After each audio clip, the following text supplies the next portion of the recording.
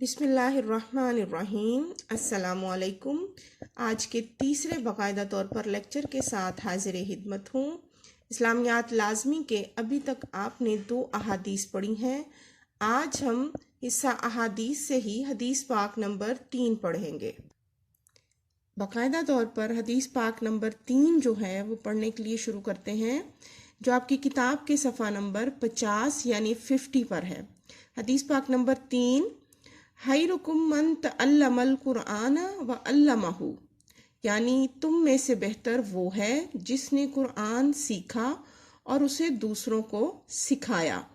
عزیز طلبہ، اب آپ اس کی تشریح جو ہے وہ دیکھیں، آپ کی کتاب پر جو درج ہے وہی ہم پڑھیں گے سب سے پہلے، اس کے بعد اس کا اعادہ یعنی دہرائی کرنے کے لیے، اس کو ریوائز کرنے کے لیے میں آپ کو اس کی جو ہیڈنگز ہیں اس کے ساتھ بتاؤں گی۔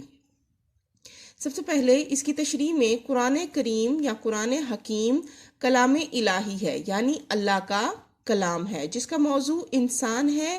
یہ کتاب محض نماز اور روزے کی تعلیمات پر مشتمل نہیں، بلکہ انسانی زندگی کے تمام پہلوؤں، خواہ وہ دنیاوی ہوں یا اخروی، یعنی حضور پاک صلی اللہ علیہ وآلہ وسلم کی اس حدیث پاک کی اگر تشریح کو دیکھیں تو سب سے پہلی لائن میں یہ واضح کر دیا گیا کہ قرآن پاک اللہ کا کلام ہے، اور اس کا موضوع کیا ہے؟ انسان، یعنی اس میں تمام احکامات میں جو مخاطب ہے وہ کس کی ذات ہے؟ انسان کی ذات، یعنی ہماری ذات۔ اس کے تمام درج کردہ مسائل جو ہیں ان کا تعلق ڈائریکٹ اور انڈائریکٹ ہر لحاظ سے انسان سے ہے۔ یہ کتاب محض نماز اور روزے کی تعلیمات پر مشتمل نہیں، یعنی اللہ تعالیٰ نے اس میں صرف نماز اور روزے کی تعلیمات ہی نہیں دیں، ان کے بارے میں حکم نہیں فرمایا، بلکہ انسانی زندگی کے تمام پہلوؤں، یعنی ہماری زندگی سے جڑے ہوئے تمام اسپیکٹس جو ہیں، یعنی تمام پہلو جو ہیں، چاہے ان کا تعلق دنیا سے ہو، ہماری آخرت کی زندگی سے ہو، ہماری معاشی زندگی یعنی ہمارا جو اکنامیکل پہلو ہے وہ ہو، معاشرتی یعنی سوشل پہلو ہو، سیاسی ہو یا سائنسی، سب کے بارے میں اللہ تعالیٰ نے تا ابد یعنی قیامت، تا ابد کا لفظ ہے قیامت، اس کا معنی ہے ابد، تا ابد رہنمائی رکھتی ہے۔ ہم آخرت میں بھی اس وقت تک کامیاب نہیں ہو سکتے جب تک ہم اپنی دنیاوی زندگی کو قرآنی تعلیمات کے سانچے میں نہیں ڈال لیتے، یعنی آخرت میں کامیاب ہونے کے لیے بھی ہمیں کیا چیز، کس پر سب سے پہلے جو ہے وہ عمل کرنا ہوگا، آخرت میں کامیاب ہونے کے لیے ہمیں کیا چیز اپنانی ہوگی، کیا کام کرنا ہوگا، کون سا طریقہ کار جو ہے وہ اپنانا ہوگا، وہ یہ ہوگا کہ ہم جب تک قرآن کے مطابق، قرآن میں جو تعلیمات درج ہیں ان کے مطابق ہم اپنی زندگی کو ڈھال نہیں لیں گے۔ سانچے میں ڈھالنا سے مراد ہے اس کے اکارڈنگ کر لینا، اس کے مطابق کر لینا۔ اس لیے ضروری ہے کہ ہم قرآن مجید پڑھیں، سمجھیں اور عملی زندگی میں اس کی پیروی کریں۔ اب دیکھیں عزیز طلبہ، اس میں لکھا ہے کہ نہ صرف ہمیں قرآن کو پڑھنا ہے یعنی عربی اس کی پڑھنی ہے، سمجھنا یعنی اس کا ترجمہ سمجھنا ہے، اور عملی زندگی میں اس کی پیروی بھی کرنی ہے، بلکہ ہماری جو باقاعدہ طور پر ہم پریکٹیکل لائف گزارتے ہیں اس میں اس کو فالو بھی کرنا ہے، نیز دوسروں کو اس کا پیغام پہنچائیں۔ اور ہمارا جو سب سے آخری فرض قرآن کی طرف بنتا ہے وہ یہ ہے کہ ہم نہ صرف خود سیکھیں، پڑھیں، سمجھیں، عملی زندگی میں اس پر عمل کریں، اور عمل کرنے کے بعد ہم دوسروں تک بھی وہ پیغام پہنچائیں اور اس پر عمل کرنے کی ترغیب دیں، یعنی انہیں قائل کریں کہ اس طرح قرآن کی تعلیمات پر عمل کر کے ہم نہ صرف دنیا میں کامیاب ہو سکتے ہیں بلکہ آخرت میں کامیابی کا ذریعہ بھی قرآن پاک ہے۔ عزیز طلبہ، اب ہم اس حدیث پاک کی دہرائی کرتے ہیں۔ جس طرح میں نے آپ کو دوسرے لیکچر میں یعنی دوسری حدیث پاک پڑھاتے ہوئے بتایا تھا کہ ہر حدیث پاک کا اگر ہم ایک موضوع عنوان تجویز کر لیں اور لکھتے وقت اس کو ذہن میں رکھیں تو ہمیں لکھنے میں آسانی ہوگی۔ حدیث پاک نمبر 3 کا عنوان ہے قرآن مجید کی فضیلت۔ خیرکم سب سے بہتر ہے، کم تم میں سے، من جو یا جس نے، تعلمہ سیکھا، القرآن قرآن، و اور علمہ اور اسے سکھایا۔ حضور پاک صلی اللہ علیہ وآلہ وسلم کی اس حدیث مبارکہ کا لفظی ترجمہ جو ہے وہ ہے سب سے بہتر ہے تم میں سے جس نے قرآن سیکھا، قرآن اور اسے دوسروں کو سکھایا. یعنی بامحاورہ ترجمہ میں ہم لکھیں گے تم میں سے بہتر وہ ہے جس نے قرآن سیکھا اور اسے دوسروں کو سکھایا. یاد کرتے وقت سمجھتے وقت آپ لفظی ترجمہ ضرور دیکھیں گے تاکہ آپ سمجھ کر یاد کر سکیں، اور جب آپ لکھنے لگیں اپنی کاپی پر یا اپنے پیپر میں یا ٹیسٹ میں تو آپ یہ بامحاورہ ترجمہ لکھیں گے. سب سے پہلی اس کی جو ہیڈنگ بنتی ہے وہ ہے قرآن سیکھنے کی ترغیب. یعنی اس حدیث مبارکہ میں نبی پاک صلی اللہ علیہ وآلہ وسلم نے دراصل قرآن سیکھنے کی ترغیب دی ہے، یعنی ہمیں راغب کیا ہے، ہمیں یہ ہدایت کی ہے کہ قرآن ضرور سیکھا جائے. قرآن مجید ہدایت حاصل کرنے کے لیے ایک جامع کتاب ہے، مکمل جامع کتاب ہے، اور دائمی ہدایت کا ذریعہ ہے. دائمی کہتے ہیں ہمیشہ کے لیے، ابدی. اس لیے ہر مسلمان کے لیے قرآن سیکھنا لازمی ہے. اب اگلی ہیڈنگ ہوگی قرآن سیکھنے کا فائدہ. یعنی قرآن مجید سیکھنے سے انسان کو کیا کیا فوائد حاصل ہوتے ہیں. قرآن مجید سیکھنے سے انسان توحید اور شرک میں جو ہے فرق کرنے لگتا ہے.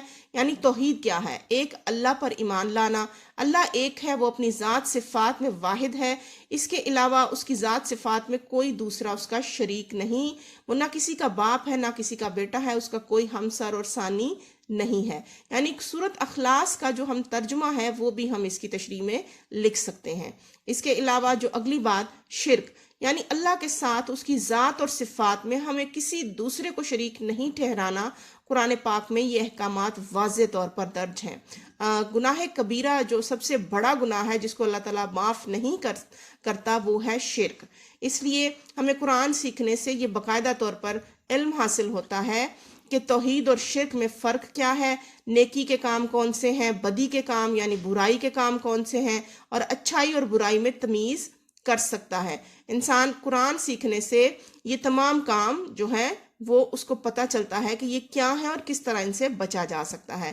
اس طرح ہم دنیا میں بھی کامیاب ہو جاتے ہیں اور آخرت میں بھی اللہ تعالیٰ کی عدالت میں سرخرو یعنی کامیابی حاصل ہوتی ہے. اس کے سامنے ہمیں رسوا نہیں ہونا پڑے گا قیامت کے دن جب ہم اس کی عدالت میں پیش ہوں گے اور اپنے اعمال کے جواب دہ ہوں گے.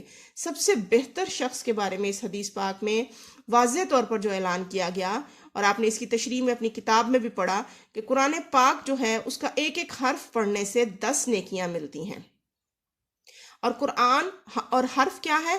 الف لام میم، یہ 3 لفظ ہیں اور ان کے پڑھنے پر 30 نیکیاں جو ہیں وہ مل جاتی ہیں. اور قرآن اپنے پڑھنے والوں کی قیامت کے روز شفاعت کرے گا. اسی لیے نبی پاک صلی اللہ علیہ وآلہ وسلم نے اس شخص کو بہتر قرار دیا جو قرآن سیکھے اور دوسروں کو سکھائے.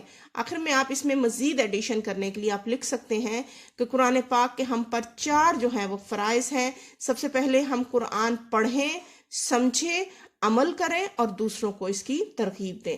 عزیز طلبہ، یہ 4 پوائنٹس آپ نے باقاعدہ طور پر اس حدیث پاک کی اپنی درسی کتاب کے حوالے سے یاد رکھے ہیں کہ قرآن پاک سب سے پہلے اس کا جو ہم پر فرض ہے جو ہم نے اس کو پورا کرنا ہے اس کو پڑھنا ہے، اور پھر دوسرا اسے سمجھنا ہے. یعنی قرآن صرف عربی جو ہے وہ چونکہ ہم عربی ہماری واقفیت والی زبان نہیں ہے، ہم عربی سے اس طرح واقفیت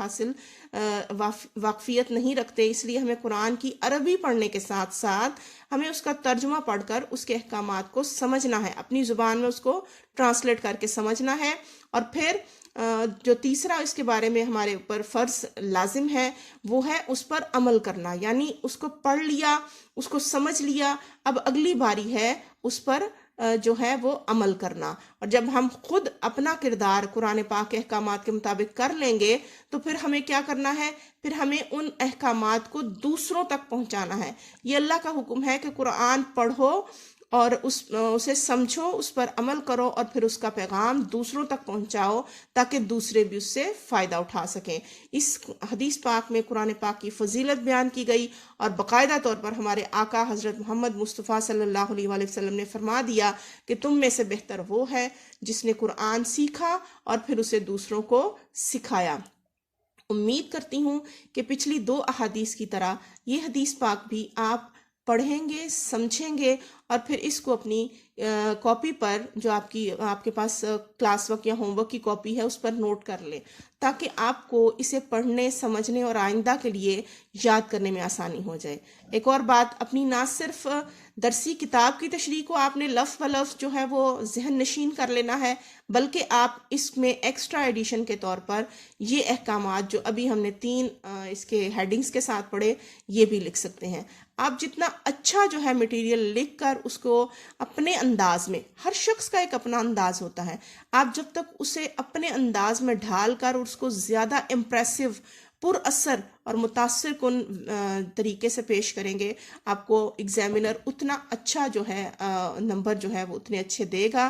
اس لیے کوشش کیا کریں کہ اس جو بھی آپ پڑھتے ہیں اس کو اچھے طریقے سے ریپریزنٹ کریں، تاکہ دیکھنے والا اور آپ سے اگر کوئی سنتا ہے تو سننے والا اس سے متاثر ہو کر واقعی میں یہ تسلیم کرے کہ آپ نے اس کو پڑھا اور اچھے طریقے سے یاد کیا ہے۔ اس کے ساتھ ہی اجازت چاہتی ہوں۔ اللہ حافظ۔ دعاؤں میں یاد رکھیے گا، دعا ہے کہ اللہ تعالیٰ اس بابرکت مہینے کے صدقے ہم سب کو باعمل عبادات کرنے کی توفیق عطا فرمائے اور دوسروں کے حق میں دعائیں کرنے کی توفیق عطا فرمائے، اور اس موذی وبا سے اللہ تعالیٰ ہم سب کو جلد از جلد جو ہے وہ چھٹکارا عطا فرمائے۔ دعاؤں میں یاد رکھیے گا۔ اللہ حافظ۔ فی امان اللہ و رسولہ۔